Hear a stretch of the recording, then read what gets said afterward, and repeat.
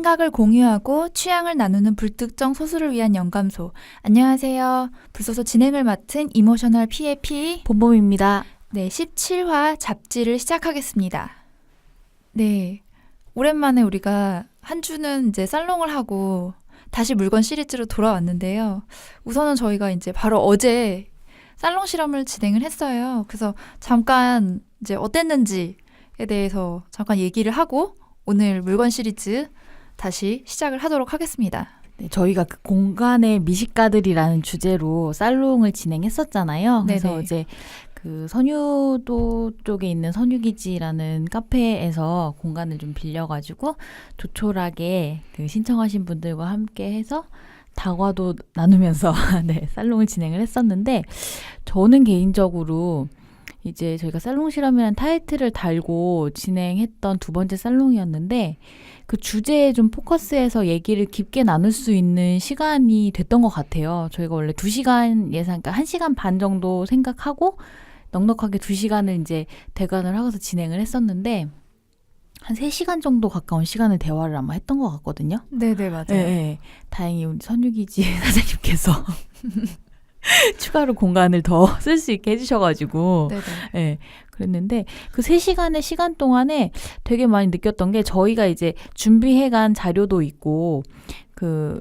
이런 얘기를 해야지라고 하면서 이제 공간에 대해서 이야기를 이렇게 진행을 했잖아요. 근데 여러 사람들이 오고 가면서 의견을 내다 보니까 이 같은 걸 두고도 이렇게 생각을 할 수 있구나. 또 이런 생각도 들을 수 있구나 하면서 되게 오히려 더 제가 더 많이 뭐라고 해야 될까요? 영감을 받고 네, 그 느끼는 것들이 있었던 자리였던 것 같아요.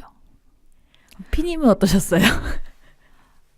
저는 이제 잘 돼야 될 텐데 어떻게 될까 막 이런 생각도 많이 하고 정신이 없던 하루를 보냈던 것 같아요. 사실 우리가 어제 그래서 이렇게 스파르타로 하루 종일 그 살롱을 준비하고 살롱을 하고 오늘 또 새롭게 녹음을 하는 이 스케줄이 사실은 되게 둘 다 피곤해 쩔어 있는 상태로 오늘 만났는데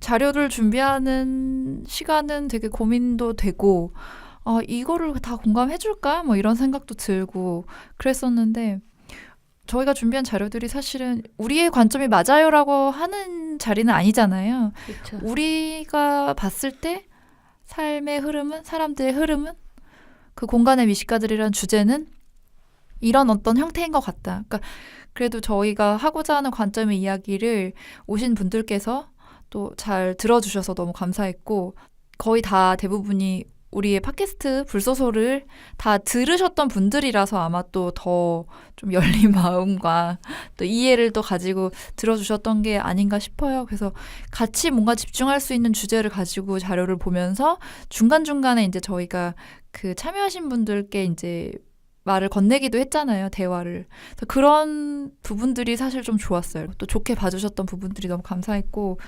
기뻤고, 또 이것이 또 동력이 돼서 우리가 또 이걸 하면서 또 정말 우리가 많이 배웠잖아요. 그래서 그 다음을 또 준비하고 또 계획할 수 있는 시간이 되지 않았나. 그래서 다음 살롱 실험도 또 언제가 될지 모르겠지만 이어가 보면 좋지 않을까라는 생각을 합니다. 네. 그렇게 해서 이제 어제 했었던 살롱 실험에 대한 간단한 리뷰를 이야기를 해봤고요. 이 살롱 때문에 사실 지난 시간에 살롱에 대해서 이야기를 했는데 원래 우리가 계속 하고 있는 게 있죠. 물건 시리즈. 그래서 6번째 물건 시리즈 잡지에 대해서 오늘은 이야기를 해볼까 합니다. 네. 그 문학이나 철학 그리고 뭐 취미나 뭐 영화, 웨딩, 육아까지 뭐 진짜 되게 다양한 콘텐츠를 다루고 있잖아요, 잡지가. 네. 그래서 저희가 일상 속에서 잡지가 어떤 의미를 가지고 있고 그리고 각자의 뭐 잡지 취향이라든지 이런 것들에 관련해서 잡지를 준비하다 보니까 내용이 조금 방대해질 거라는 생각이 들더라고요. 그래서 저희가 이제 잡지 관련해서는 2회에 걸쳐서 방송을 진행을 하게 될 것 같습니다. 그럼 본격적으로 잡지에 대한 이야기를 한번 시작해 볼까요? 네, 그럼 잡지라는 것에 대한 의미, 개념 먼저 한번 이야기를 해볼까 봐요. 잡지라는 거는 말 그대로 그 여러 가지 내용의 글들을 모아서 펴내는 정기 간행물이라고 할 수 있죠. 그래서 발행하는 그 간격에 따라서 주간이냐, 월간이냐, 개간이냐의 구별이 되고요. 이제 정보 전달하는 어떤 기능을 가진 게 또 잡지의 특징적인 것 중에 하나죠. 잡지에 관해서 이제 리서치를 하다 보니까 잡지가 가진 역사도 굉장히 길더라고요. 사실 국내에 지금 정말 무수히 많은 잡지들이 쏟아져 나오고 있는데 그 시작점은 어땠는지 약간 그런 히스토리를 좀 살펴보는 것도 의미가 있을 것 같아요.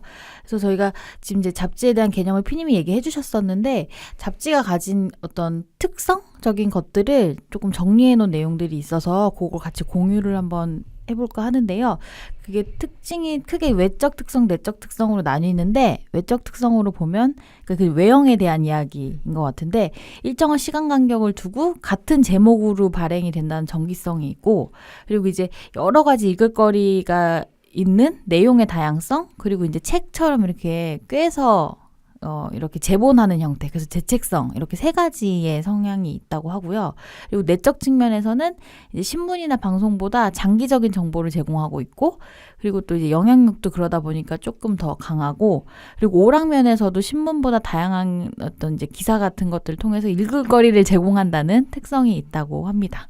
네, 그 세계 최초의 잡지로 알려진 거는요, 1665년에 프랑스에서 출간된 이거 프랑스어여가지고 저 발음 되게 갑자기 르 주드날 데 사방 이게 뭔가 되게 딱 꼬아서 읽어야 될 것 같은데 르 주르날 그러니까 주르날이 약간 이거 저널 네. 그 단어인 것 같아요. 데사방? 주르날 데 사방 아닐 거 제가 맞는 것 발음이 같아요. 틀릴 것 같은데 네, 이게 최초의 잡지로 기록이 되어 있다고 하더라고요. 근데 요거는 되게 초보적인 단계의 잡지여서 그냥 그때 이제 서적상들이 책을 팔려고 하는 수단으로 만들어진 잡지고 오늘날에 지금 우리가 이제 매거진이라는 말을 처음 사용하면서 잡지의 형태로 등장한 거는 1731년에 영국에서 발간한 젠틀맨스 매거진이라는 잡지부터라고 합니다. 네. 이때 당시에는 이제 되게 다양한 피처 기사들도 있었고요. 사파나 어떤 이런 형태들이 들어가면서 신문하고 구별되는 이제 오늘날의 잡지의 성격을 정립한 게 이때부터라고 하고 이후부터 이제 되게 유럽이나 미국에서 그런 형태의 잡지들이 많이 발간이 됐다고 합니다. 이제 우리나라로 이제 넘어와서 보면은 우리나라 같은 경우 사실 역사적으로 되게 다사다난했던 시대를 겪었잖아요. 그 맥락과 잡지가 같이 하더라고요. 그래서 보면 이제 뭐 개화기부터 이야기들이 나오고 있는데 어쨌든 우리나라가 정치적으로 내적으로나 외적으로 다양한 사건들이 겪다 보니까 1905년에 을사조약이 체결된 게 기폭제가 돼가지고 잡지들이 본격적으로 등장을 했다고 해요. 이제 그러다 보니까 당연히 정치적인 성향이 담겨진 잡지가 우리나라의 잡지 출발이었다고 이야기들을 하더라고요. 그 이후로도 이제 일제강점기를 겪으면서 매체에 대한 이제 탄압들이 생기잖아요. 그러다 보니까 원고를 검열한다든지 아니면 출판을 허가하는 거에 대해서 뭔가를 뭐 받아야 된다든지 하는 게 너무 심했던 거예요. 그래서 그 일제강점기 동안 약간 언론의 암흑기를 겪었고 그러다 보니까 그 시기에 잡지도 역시나 종교나 기술 아니면 문학 전문지 같은 그런 것만 허가를 받을 수 있었다고 하더라고요. 네.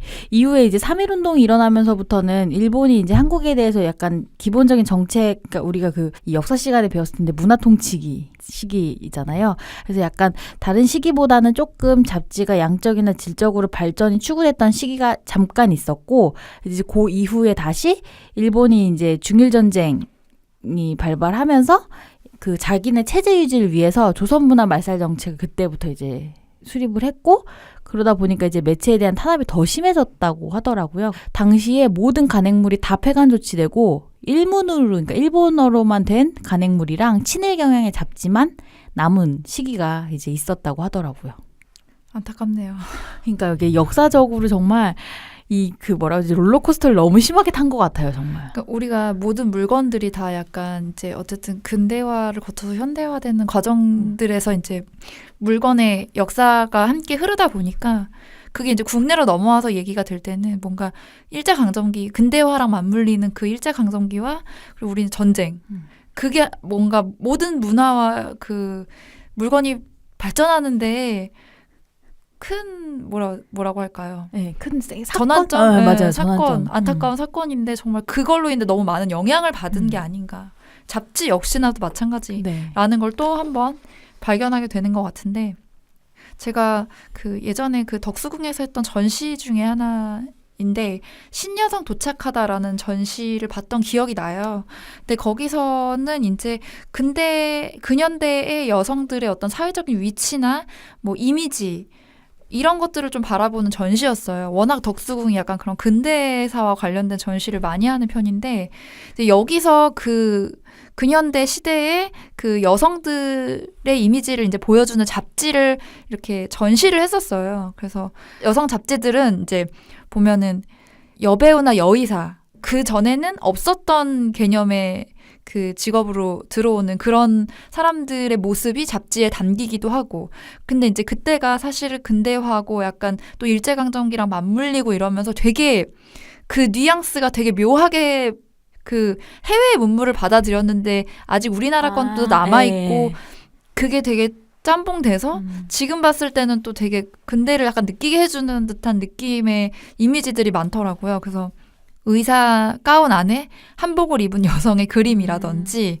뭐 해외 잡지를 되게 모방한 것 같은데 너무 우리나라스러운 거라든지 그런 식의 표지를 담은 잡지들이 되게 많더라고요. 그래서 그런 이미지들을 되게 좀 인상 깊게 봤던 기억이 나고 또 하나는 근데 또 기생들이 약간 근대화에 약간 앞장을 선 시대도 있었잖아요. 네. 전 참 그거를 그때 알고 참 그 기분이 묘했는데 기생이 여성의 대표 직업 중 하나로 여겨졌었고 그랬는데 이제 기생들이 여성 인권에 대해서 이야기하고자 하는 잡지를 발매하기도 했다고 했던 게 이제 봤던 게 기억이 나더라고요. 그래서 정말 잡지를 보면 그 시대를 좀 알 수 있잖아요. 맞아요. 그 시대의 분위기와 뭔가가 그 상황적인 것들이 다 반영이 된 것 같은 그것을 어떤 기록물로 남겨서 볼 수 있는 흔적이 예전에는 뭐 영상이나 이런 게 거의 없었으니까 뭐 잡지나 뭐 책이나 그림 이런 건데 그 전시에서 되게 그 근대사를 좀 상상해 보면서 인상적으로 봤던 기억이 나요. 하긴 그 잡지를 통해서 그 당시에 패션이나 이런 것들도 진짜 많이 드러나고 그리고 그런 글이나 이런 거 보면은 그 당시 무슨 생각을 하면서 살았는지에 대한 삶이 진짜 많이 담겨 있는 것 같아요. 확실히 잡지가. 네네 오히려 맞아요. 다른 매체보다. 그래서 이렇게 일제강점기 이후에 광복을 맞이하면서 잡지 시장이 이제 1945년 말부터 1950년대까지 그때 이제 조금씩 더 다양한 잡지의 어떤 가능성들을 실험하는 기간이었다고 하더라고요. 그래서 그 당시에 보면 이제 잡지 목록에 종합지, 여성지, 뭐 아동지 이런 어떤 대표 형태의 잡지 말고도 학생지나 전문지 그리고 이제 기관지, 지방지들까지 그냥 모든 잡지 간행이 이루어진 그런 시기라고 하더라고요. 근데 이제 요렇게 실험을 거치던 시기가 조금 더 지속이 됐다면 요 잡지 시장 자체가 좀 더 클 수 있는 어떤 형태가 되었을 텐데 우리가 그러면서 그 이후에 바로 전쟁을 겪었잖아요. 그렇죠. 네. 그러니까 전쟁을 겪으면서 완전히 다 피폐해진 거예요. 그래서 이 잡지 시장 자체가 그냥 공백기가 돼버렸다고 하더라고요. 그 이후에는. 그게 한 지금 5년이 넘는 기간. 그쵸. 1950년부터 5년이 훨씬 이후일 것 같아요. 50년부터 한 1960년대 그 초반까지 한 7, 8년? 재건되기까지의 모든 시간 동안에는 사실 그렇죠. 폐허된 상태에서 먹고 사느라 바빠가지고 그 삶을 걱정해야 할 시대에 사실 그 잡지를 본다는 게 쉽지는 않았을 것 같긴 해요. 그렇죠. 네.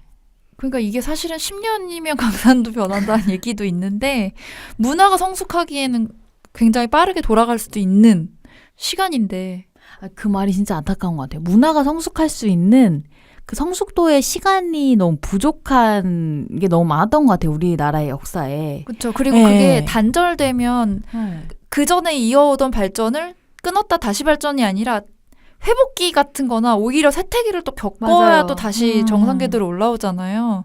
음. 그런 부분에 있어서는 좀 안타까운 부분이 아닌가.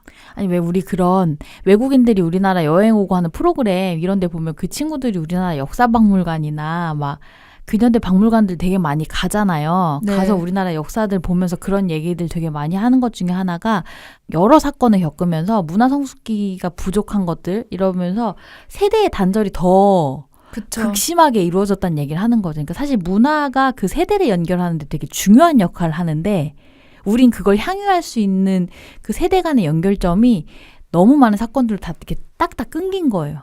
그러니까 우리 지금 뭐 20대, 30대, 40대, 50대 간의 이 연결점들이 너무 부족하니까 그런 세대 차이를 더 많이 느낀다고 하더라고요. 그러니까 어떻게 보면은 살아가는데 인생의 가치의 기준이 좀 다른 거죠. 그리고 아무래도 맞아요. 우리 같은 경우는 전쟁을 우리가 이런 자료를 찾으면서 전쟁이 굉장히 많은 그 기점이 된 것 같다는 생각이 들긴 하지만 그래도 전쟁을 겪지 않았잖아요. 막 뭐 도시락 못 사가서 막 수돗물로 밥 먹고 이러진 않았잖아요. 그러니까 그거를 겪지 못했기 때문에 아무리 어르신들이 살았던 거를 들어도 공감을 하는데 또 한계가 있는 부분이 있고 그게 그런 일들을 겪으면서 그 삶의 기준이나 가치가 달라지잖아요. 왜냐하면 회복해야 되고 진짜 당장 살아야 되면은 우리가 지금 향유하고 있는 문화적인 부분보다는 실리를 추구한다든지 어떻게 보면은 경제적인 어떤 회복 그런 거를 더 추구한다든지 뭐 그런 부분이 좀 될 수 있지 않나. 그리고 우리는 또 이제 와서는 저성장 시대도 살고 있으니까 너무나 다른 환경, 그러니까 다 어려운 시대를 겪은 건 마찬가지인데 너무나 그 성격이 달라가지고 좀 그런 부분에 있어서 세대의 정말 문화 차이뿐만이 아니라 가치 차이 같은 것들이 일어나지 않나. 갑자기 또 세대 간의 문화 차이를 얘기하고 있네요. 잡지를 시작을 해서 네. 네. 제가 또 이 시대를 보다 보니 그 우리 함께 갔다 왔던 그 김한기 화백의 환기미술관을 갔던 기억이 나는데 저희가 김한기 화백님을 너무 많이 얘기해서 그러네요. 한기미술관 얘기도 너무 네, 많이. 팬인 줄 아시겠어요? 팬이죠. 근데 이제 거기서 전시를 보고 그 옆에 약간 별관처럼 돼 있는 그 거기가 뭐 이름이 수양산방. 네. 네, 거기에 갔을 때 이제 전시되어 있었던 게 있는데 그게 이제 김한규 화백이 현대문학이라는 그 잡지 표지에 사파를 그렸었던 거를 이렇게 쭉 전시해 놓은 게 있더라고요. 신문이나 잡지에 글을 기고하시기도 했었고 그 잡지 표지에 사파를 그리기도 하셨다고 했는데 그거를 봤던 기억이 나더라고요. 그래서 좀 더 찾아보니까 이 현대문학이라는 잡지는 55년에 창간된 월간 문예지고요. 그 김한기 화백뿐만이 아니라 그 근대 뭐 이중섭 화가나 그 동양 화가인 김용준 화가 그리고 뭐 장옥진 화가 이런 분들이 그 잡지 표지에 사파를 그렸다고 하더라고요. 그리고 특히 이제 장옥진 화가 같은 경우에는 부산에서 피난살이를 하다가 올라와서 잡지 사파를 그리는 것으로 먹고 살았다는 이야기도 하더라고요. 그래서 약간 또 그 화가들의 어떤 경제적인 부분을 또 책임져 주는 부분이 아니었나. 근데 거기에 제가 김한규 화백의 뭐 그런 전시의 흔적을 봤던 것 중에 기억이 나는 건 그런 게 있더라고요. 그러니까 내가 회화를 그리는 사람이잖아요. 근데 이 잡지에 실리는 회화의 성격은 예술성만 가지고 얘기되는 기준보다는 약간 상업적이거나 조금 그런 부분도 있을 거 아니에요. 그래서 그 사이에서 이제 잡지사에서 원하는 게 있고 또 화가로서의 뭔가 그런 게 약간 충돌하면서 느껴지는 어떤 그 갭 같은 거에 약간 좀 한탄을 하셨던 그런 글이 써져 있는 것도 좀 기억이 나서 인상적이었던 것 같아요. 맞아요. 그 김한기 화백이 그 일기처럼이나 편지 형태로 그런 이야기들 되게 많이 남기잖아요. 네. 그 와이프 분한테도 왜 편지 쓰면서 남기고 그런 푸념을 저도 얼핏 읽었던 기억이 나는 것 같아요. 이후에는 이제 1960년대부터 70년대까지 이르는 동안에는 이제 현대적인 형태로 넘어와서 조금 잡지계 발전이 이루어진 시기라고 하더라고요. 그래서 종합지로서는 아세아라는 이름의 그 잡지가 처음 이제 가로쓰기로 만들어진 잡지였대요. 이전에는 이제 세로 쓰기 형태로 이루어졌었다면 그랬고 이 시기부터 이제 약간 문학 개간지가 이제 성공 궤도에 올랐다고 하더라고요.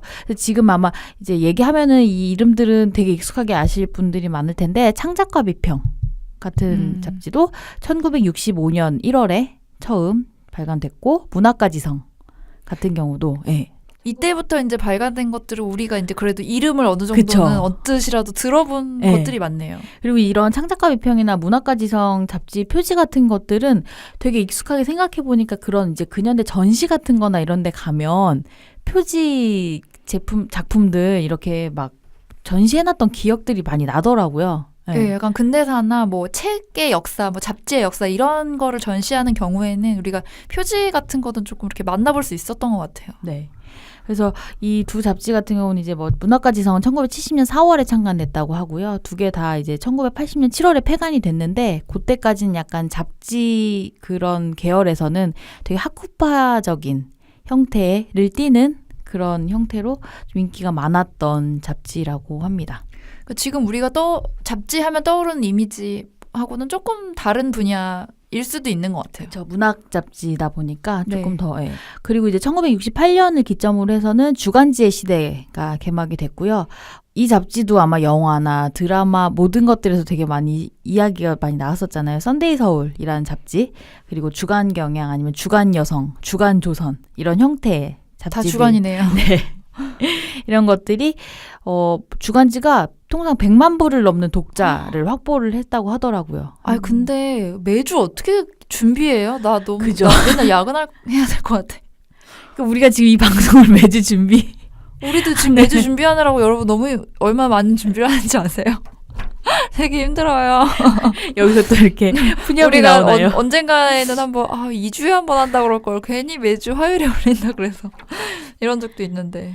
그러니까 이게 그러다 보니까 사실 주간지에는 그래서 더 가십거리가 많이 나왔던 것 같아요. 정말 왜 다양한 이야기들을 다 이렇게 왜 긁어 모아야 왜 어떤 이슈를 만들기가 더 쉽잖아요. 그러니까 아주 사소한 것부터. 그러면 아까 이제 잡지는 신문이나 이런 거보다는 조금 더 장기성이 있다고 했었는데 이 주간 잡지는 약간 그 사이인가?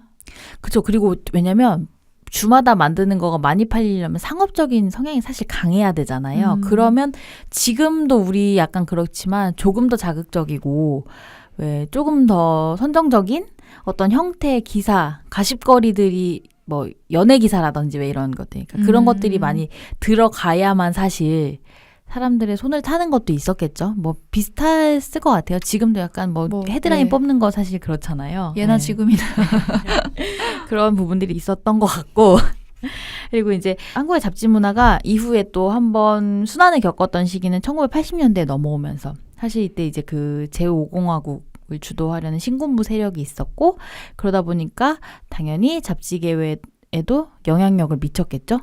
그래서 그 시기에 또 전기 간행물들이 엄청 많이 폐간이 되고 네. 그리고 또 이제 살아남는 몇몇 개의 잡지들만 있고 이런 시기를 또 한 번 겪었다고 하더라고요. 이게 정말 다사다난한 그러니까 사회적인 어떤 네. 환경에 굉장히 많은 영향을 받았고 잡지가 많이 출간된다는 것은 얼마만큼 자율성이 보장되느냐의 기준으로 나뉠 수도 있는 부분인 것 같아요. 하긴 진짜 미디어가 주는 영향력이 지금도 강하지만 더 강했을 시기잖아요. 어떻게 보면은. 그렇죠. 네, 사람들이 그걸 접할 수 있는, 그러니까 보여지는 대로 믿을 수도 있는 시기였던 것 같아요. 그러니까 개인의 목소리를 어떻게 공적으로 들을 수 있는 그런 환경은 아니었잖아요, 전혀. 맞아요. 그러니까 이제 이런 간행물이나 신문, 뉴스가 내가 접할 수 있는 사회적인 측면뿐이 아니라 모든 뭐 문화적인 거나 소비적인 것에 대한 정보도 내가 일방적으로 얻을 수밖에 없는 환경이 아니었나. 그래서 이때 1980년대 전반기에는 잡지, 이제 전문 잡지에 대한 것들의 발간이 조금 더 많았다고 해요. 그래서 뭐 관광이나 취미, 스포츠, 여행 같은 레저 분야에 대한 전문지가 좀 많이 나왔고요. 이후에 이제 1987년 10월 19일에 출판 자율화라는 어떤 조치가 취해지면서 잡지 업계는 이제 조금 더 활력을 얻었다고 하더라고요. 좀 자율성이 생긴 거죠. 이전보다는. 이 87년이라는 단어가 되게 와서 확 와닿네요. 네. 네, 기억을 하게 될 것 같네요. 말하지 않아도 우리 모두 알고 있는. 네. 네, 그래서 정치사회 전반에 약간 이제 민주화 선언으로 이전보다는 조금 더 잡지업계가 활력을 얻고 그렇게 되면서 다시 잡지 홍수 시대에 접어들었다고 합니다. 세대마다 겪는 이 고충들이 참 많이 다른 것 같아요. 네. 그러니까 그러니까 다 고충은 있죠. 근데 이제 다른 고충을 겪는다는 거.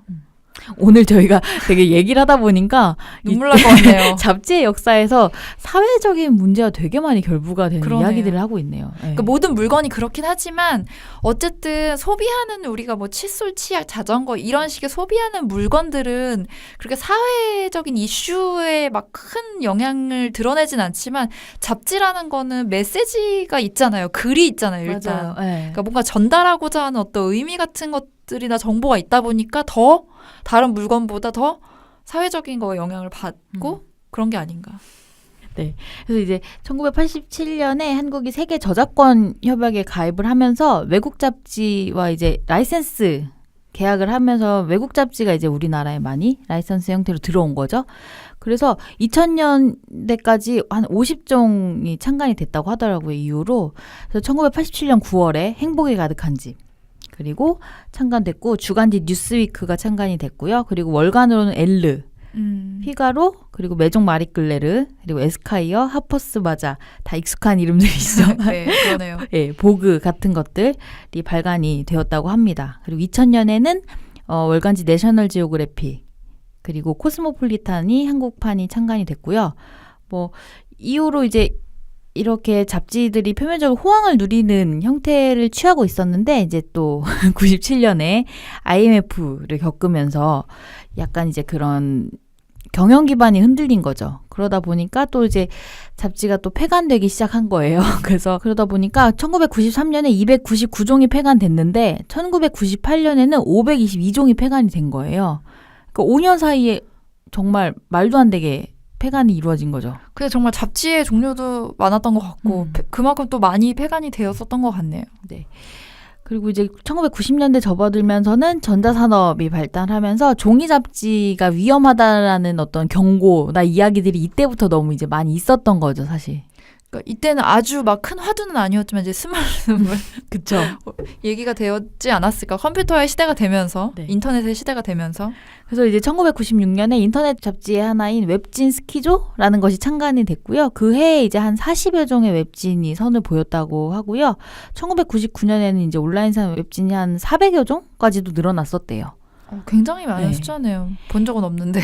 디지털이라는 것이 변화시킨 어떤 형태 중에 이 매체의 변화가 아마 제일 큰 거가 있는 것 같아요. 그렇죠. 사실 뭐 오늘날까지도. 잡지를 포함해서 모든 서적과 신문이라는 걸 약간 대체하는 것처럼 했고 지금의 그 산업들이 약간 좀 어려워지게 된 어떤 계기가 되기도 했으니까. 그래서 저희가 뭐 나중에 지금 이제 얘기하면서도 하겠지만 근데 또 오늘날에는 또 정말 이 모든 매체를 이용해서 정말 잡지의 시대에 살고 있잖아요, 사실은. 그렇죠. 네. 또 다른 또 전환기를 맞고 있죠.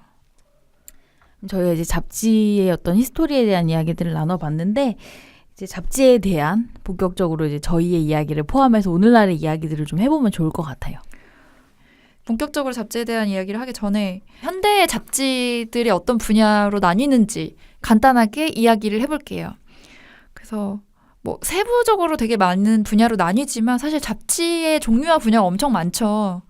그래서 기본적으로 우리가 많이 알고 있는 거는 여성, 남성, 패션 잡지들이 있고 뭐 인문이나 사회, 종교 잡지가 있고 또 뭐 자연이나 공학, 문학, 교양 그리고 어학 잡지 아니면 또 예술과 대중문화 그리고 취미와 레포츠 그리고 컴퓨터 게임 이런 식으로 나누는데요. 이 안에서도 사실 굉장히 세분화돼서 뭐 영화 잡지가 따로 있기도 하고 뭐 미술 잡지가 따로 있기도 하고 뭐 스포츠도 뭐 골프 잡지가 따로 있기도 하고 굉장히 많이 세분화돼서 나뉘죠. 그래서 이제 우리가 이 카테고리 중에 우리가 경험했던 것들을 이야기하게 될 것 같아요. 이건 그야말로 정말 대분류인 것 같아요. 그쵸. 진짜 정말 디테일하게 네. 별 잡지가 다 있잖아요, 네, 요즘에. 그쵸. 네. 이건 거의 그냥 책을 분류하는 거랑 비슷한 거의 그렇게 큰 분류인 것 같고.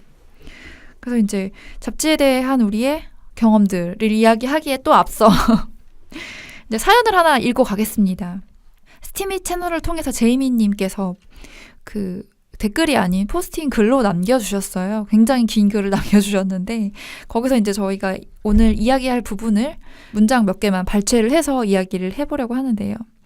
이분은 어렸을 때는 아마 외국에서 생활을 하셨던 걸로 알고 있고 굉장히 이제 문학이나 뭐 역사 이런 거에 조예가 깊으신 분으로 알고 있는데 사연을 한번 읽어보겠습니다. 아직 10대에 채 들어서기 전에 외국의 한 자선단체가 운영하는 골동품 가게에서 1950년대에 나온 문예 비평 잡지를 수십 권 샀다. 잡지란 당대의 독자들을 구체적으로 설정하고 만든 출간물이다. 이 점 자체가 특별하다. 같은 글을 고전 시리즈의 책으로 보는 것과 새로 나온 글로서 보는 것은 매우 다른 느낌이었다. 마치 내가 그 시대로 들어간 느낌도 강하게 받을 수 있었다. 잡지라는 것의 의미는 그러한 동시대성이 있지 않을까 싶다. 라고 글을 남겨주셨어요.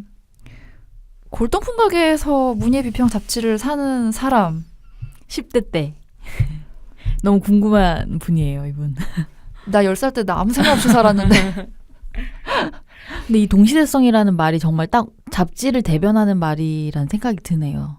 근데 사실 저는 또 그 동시대성이란 단어가 또 새롭게 다가왔던 게 오히려 요즘의 잡지들은 동시대성 때문에 또 가치가 없어진 게 아닌가라는 생각을 한 적도 있었거든요. 그러니까 소장하고 싶지 않은? 근데 어떻게 보면 이게 그 시대를 만날 수 있게 해주는 어떤 매개가 되기도 하잖아요. 네네네. 그래서 그 시대적인 특성이 뭐라고 해야 될까? 그저 관점 없이 나열만 되면 되게 시간이 흐르면은 가치가 없는 것이 되는데 뭔가 그 시대상을 잘 보여주거나 관점 있게 이렇게 묶여지게 되면 오히려 그 시대를 만나볼 수 있는 더 가치 있는 매개체가 되니까 참 그 잡지의 특징이라는 거, 오늘날의 잡지에 대한 의미 같은 거를 한 번 더 생각해 볼 수 있게 하는 사연이었다는 거 소개를 드리고요. 그럼 이제 우리의 사적인 잡지 경험에 대해서 한번 이야기를 해볼까 봐요. 근데 이 제이미님이 10대 때 문학 잡지 사신 이야기를 나중에 할 걸. 문예 비평 얘기하셨는데 우리의 잡지 이야기를 하려니 쭈글 갑자기 막 이랬는데 너무 가볍게 막 잡지를 이렇게 대하지 않았던 것 같아요. 되게 하찮게 대하면서 어린 시절을 보낸 것 같은데. 아니 저는 근데 잡지에 대한 기억이 아주 어린 시절에는 사실 없어요. 그러니까 어린 시절에 처음 뭘 접했지라는 거는 기억이 잘 안 나는데 집에서 이제 부모님이 보셔서 놓여져 있는 그 정도에 대한 기억인 것 같고 그리고 이게 잡지로 얘기해야 되는지 모르겠는데 왜 좋은 생각 있잖아요. 잡지죠. 잡지인가요? 되게 좋은 말만 있는. 근데 저 그 책을 되게 별로 안 좋아했던 기억이 나요. 엄마가 자꾸 보라고 주는데. 정말요? 네. 너무 착한 말이 많은 느낌이어가지고요. 전 본 적이 없어요. 난 왜 이렇게 다 착한 말만 있는 거야? 막 이런 거 있잖아요. 그래가지고 좀 그랬고 그리고 이제 백화점 잡지 같은 거 백화점에서 주는 잡지 있잖아요. 네. 그런 거만 있었던 거는 저는 기억이 나는데 그냥 제 어린 시절만 놓고 봤을 때는 잡지에 대한 기억이 사실 크게 없는 것 같아요. 그럼 성인이 되기 전에는 잡지를 거의 접한 적이 없는 그쵸. 거네요. 네, 그 이제 뭐 이제 연예인 오빠들 사진 때문에 하는 그렇죠, 거 말고, 그런 거. 네. 그리고 이제 본격적으로 잡지를 접하고 좋아한 거는 제가 이제 이후에 패션 스쿨 다니면서 그때는 그러니까 정말 신세계를 접한 거예요. 왜냐면 제가 대학교는 학부를 경제학을 전공했잖아요. 네. 그러니까 대학교 때는 그런 패션지 같은 건 전혀 관심이 없었어요, 정말로. 근데 이제 잡지라는 매체를 그래서 선호하지도 않았고 그 전공 서적도 정말 다 막 두꺼운 막 네네네. 네, 그런 애들이고 다 숫자 막 이런 그래프 있는 애들이었으니까. 근데 그 사람이 전공과 다른 직업을 선택해도 그 전공스러운 느낌이 나잖아요, 보통 사람들이. 네. 근데 사실 부모님이랑 저도 만나다 보면은 디스하는 건 아닙니다. 예. 갑자기 제가 디스하는 것처럼 예. 받아들이지 말아주세요. 전공 느낌이 1도 없다는 거죠. 맞다. 경제학과 나오셨지? 약간 이렇게 생각하게 되는 느낌이 좀 있지 않나. 예, 그렇습니다. 네. 그래서 저는 이제 패션 스쿨 다니면서는 이게 공부 때문에 연결되니까 처음 컬렉션지. 그러니까 네. 그때 당시에 뭐 이제 파리, 뭐 밀란, 뭐 런던 이렇게 컬렉션을 하잖아요. 그러면 그 시즌별로 해서 그 컬렉션 디자이너별로 어떤 옷들이 나왔는지 쭉 이렇게 모델을 세워놓은 북이 있잖아요. 네네. 그걸 처음 접한 거예요. 그거가 완전 신세계였어요. 뭐 모델들이 막 서 있는 거예요. 막 나열해가지고 너무 신기했고 트렌드 정보지 같은 거. 이미지가 너무 세잖아요. 이렇게 딱 시각적 자극이 확 오잖아요. 그런 그쵸, 거는. 강렬하죠. 저는 그게 너무 새로운 거예요. 새로 그런 스타일을 보는 눈이 그때 처음 이제 생겼던 것 같아요. 그래서 그 위에 다양한 이제 패션지를 보면서 이 일에 흥미를 사실 가지게 된 거예요. 그런 잡지들을 통해서. 그러면 본격적으로 패션에 이제 발을 들이게 된 어떤 매개가 네. 되기도 했겠네요. 네, 잡지가 약간 그런 역할을 했어요. 그래서 그때 패션 스쿨 다닐 때 그 옆에 도서관 이렇게 그 스쿨 안에 있었는데 거기서 맨날 잡지 왔다 갔다 하면서 옛날 잡지들, 패션지들 보면 게 그렇게 신기하더라고요. 그 전 사실 보그 막 이런 걸 몰랐어요. 대학교 때까지도 학교 다닐 때 몰랐는데 이때 안 거예요. 네, 정말 폐할못이었던 거죠. 네. 지금은 패션을 하고 계시다는. 그래서 처음 그때 이제 막 그런 중고서적 파는 데 가가지고 과제해야 되니까 그땐 잡지 다 오려서 포토샵 이런 거 안 하고 잡지 오려서 사람 오려가지고 뒤에 배경 깔고 그 위에 왜 스타일 올리고 막 이런 과제 했거든요. 그쪽 컨셉맵 같은 거 하게 되면은 이제 뭐 컬러 프린트나 이런 거를 하기가 쉽지 않은 환경이었다 보면 잡지를 활용하게 될 수밖에 없죠. 그래서 그런 작업들이 저는 잡지하면 막 생각나더라고요. 그럼 잡지에 대한 첫 이미지는 패션 잡지가 먼저일 수 있겠네요. 네, 맞아요. 패션 잡지. 저 같은 경우는 뭐 어릴 때 엄마가 집에서 언뜻 여성 잡지 같은 거를 보셨던 것 같긴 한데 저도 이렇게 막 특별히 그거를 제가 보고 그러진 않았던 것 같아요. 근데 중학교 때 들어가면서부터 저는 이제 패션 디자이너를 원래는 이제 하고 싶어 했으니까 꿈을 되게 일찍 가지셨네요. 네. 이제 엄마가 관련된 일을 또 하셨고 그래서 이제 그 연장선으로 이제 패션에 관심을 가지면서 근데 패션에 대해서 뭔가를 배울 수 있고 공부할 수 있는 수단이 없는 거예요. 그러다 보니까 잡지밖에 없는 거죠. 그래서 잡지를 교과서라고 생각하고 내가 봐야겠다라는 생각을 해서 저 이제 또 어릴 때 만화를 안 봤거든요. 만화책을. 그래서 친구들이 만화책 볼 때 저는 패션 잡지들을 봤던 것 같고 어땠을지 알 것 같아요. 어렸을 때 너네 만화 보니? 막 이런 거. 만화를 하대하진 않았습니다, 여러분. 그래서 별로 약간 저의 성향이 좀 안 맞아서 잡지를 열심히 봤던 기억이 나고 뭐 그러니까 나만의 또 스타일을 또 찾아야 될 것 같다 막 이런 생각이 들어서 좋아하는 부분은 오려서 스크랩을 해 놓기도 하고 그러다 이제 대학에서 의상학을 전공하게 되면서 그거의 연장선이 돼서 역시나 아까 본범님이 말씀하셨던 것처럼 이제 그 과제 때 사용해야 될 이미지가 필요해서 잡지를 더 많이 사게 됐죠.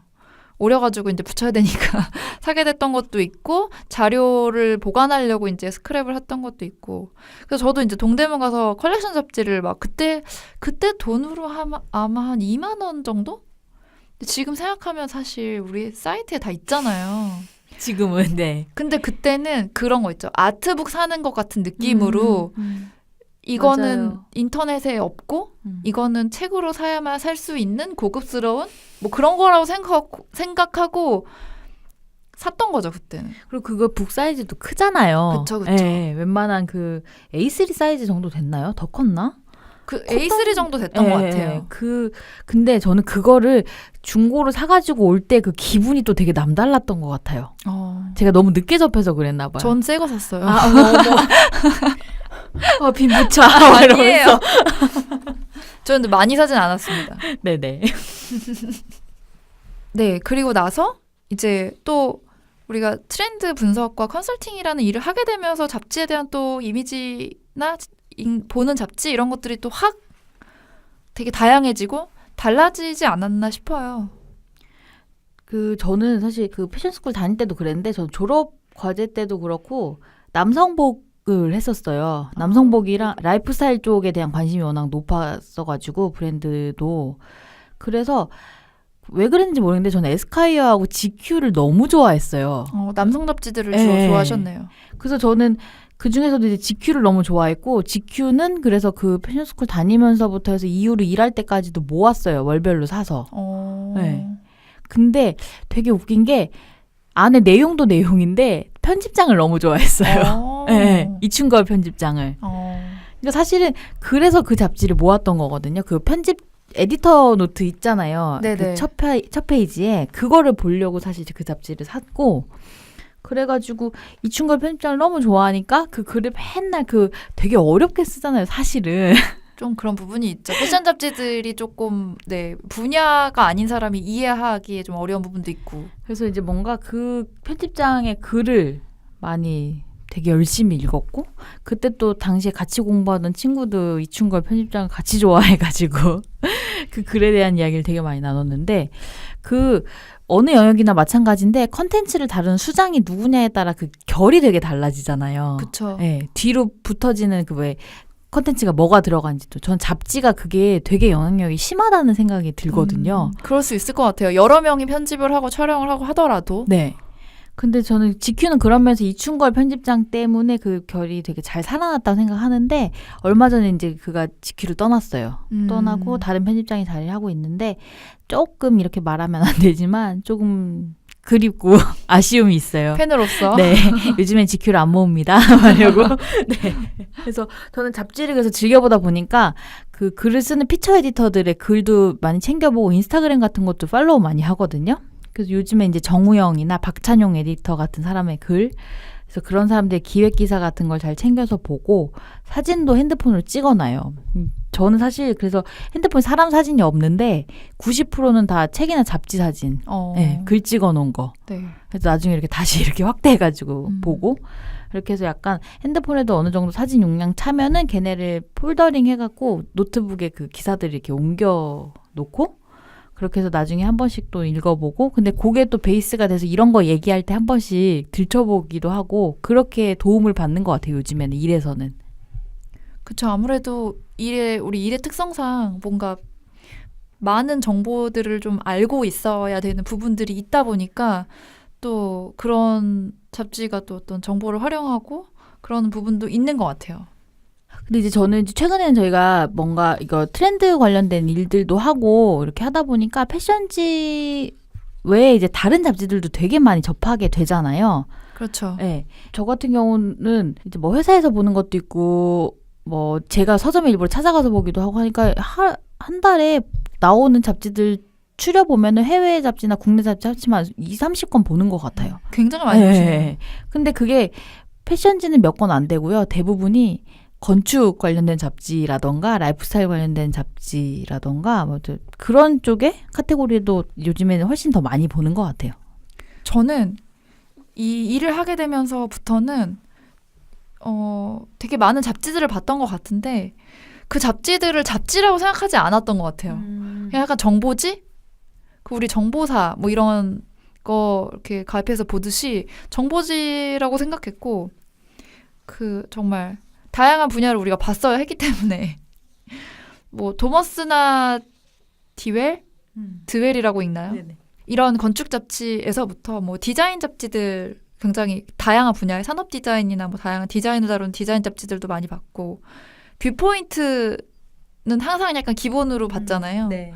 뭐 소재나 컬러의 트렌드 예측을 위해서 나오는 바이블처럼 봤었던 기억이 났고 뭐 스포츠 아웃도어 한다고 해서 뭐 고아웃도 막 열심히 봤던 기억이 나고 그 옛날 생각 나시죠, 부모님? 지금 뭐 새록새록 막 그리고 이제 럭셔리나 노블레스 같은 약간 고급 소비와 문화를 다루는 잡지들에서는 또 해외 그 명품 브랜드들의 행보를 또 볼 수 있는 부분도 있고 뭐 전시 소식이나 이런 것도 있어서 그런 걸 또 보고 뭐 보그 바자 막 이런 것까지 다 보고 그러니까 사실은 저는 세세하게 막 보지는 못하고 좀 허겁지겁 막 봤었던 느낌이 나요.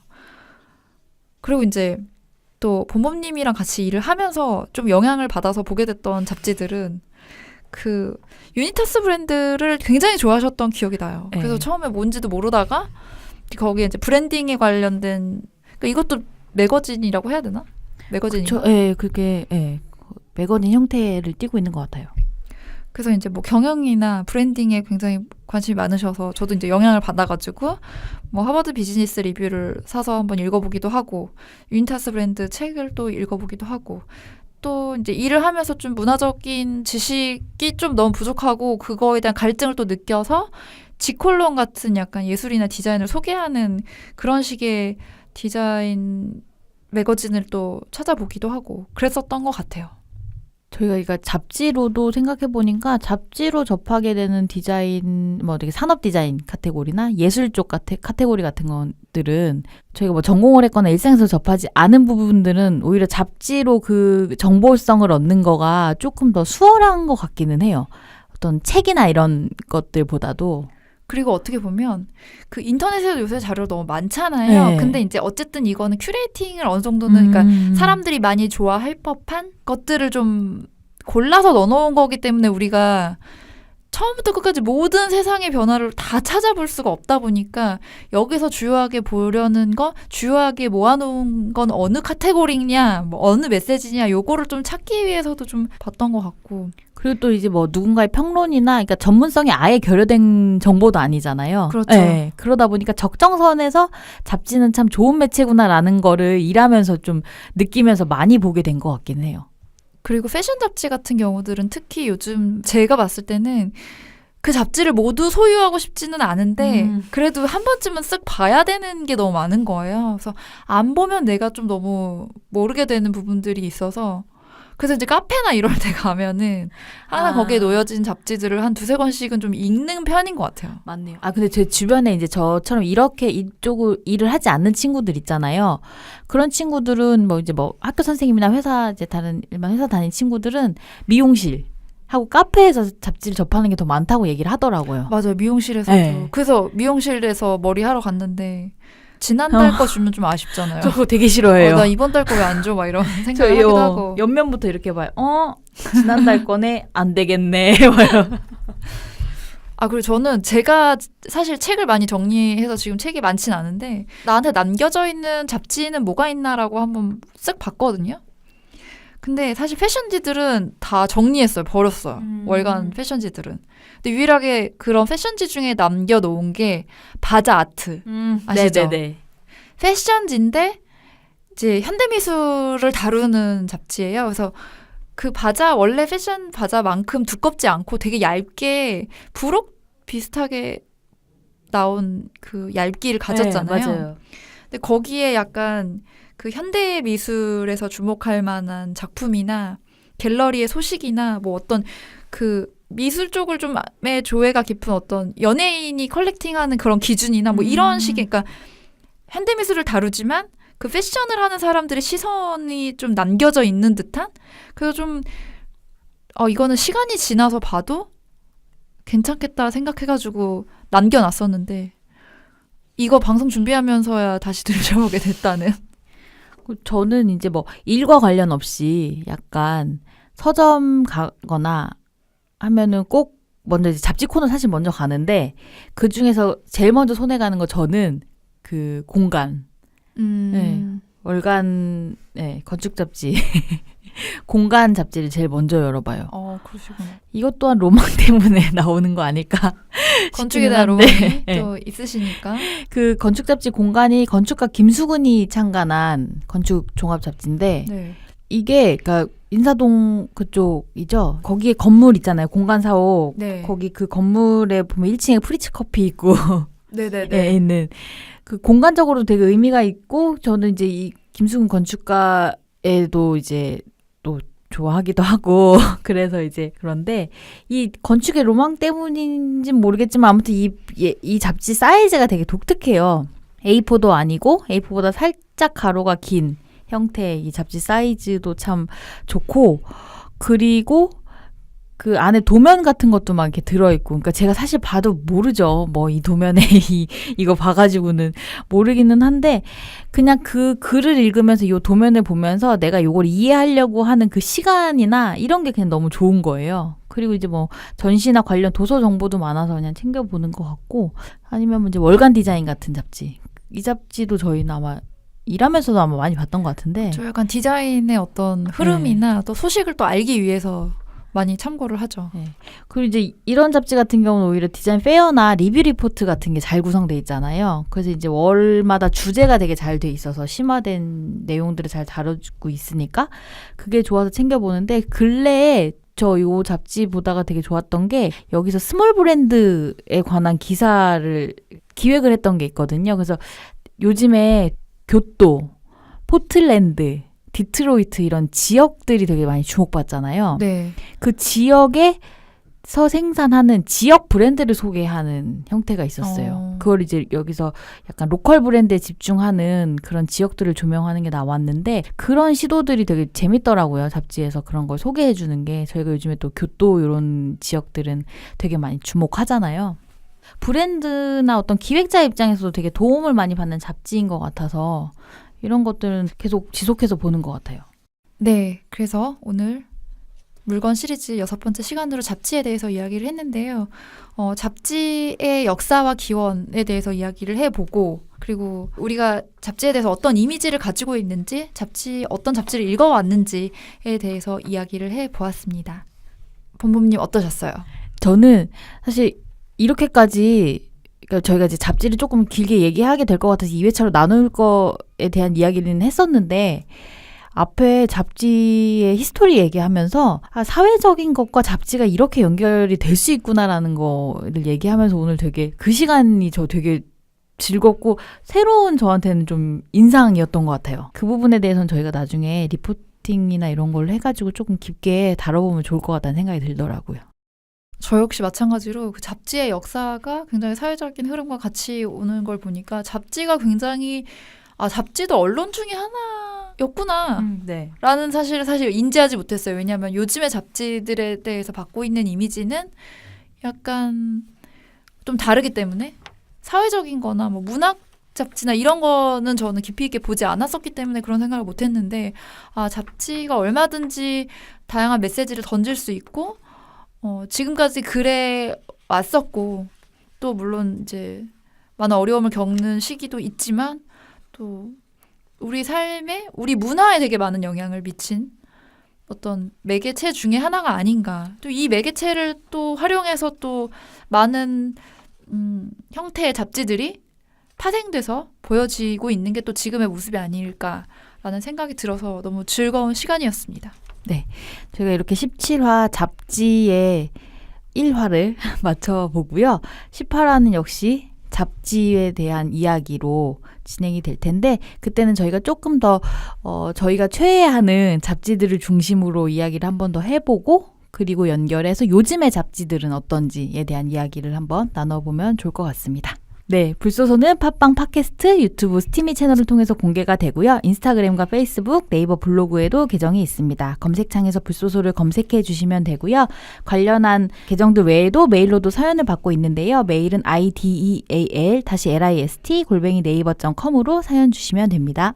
네, 생각을 공유하고 취향을 나누는 불특정 소수를 위한 영감소 17화 잡지 첫 번째 시간을 마치도록 하겠습니다. 지금까지 이모셔널 PAP 본봄이었습니다. 안녕히 계세요.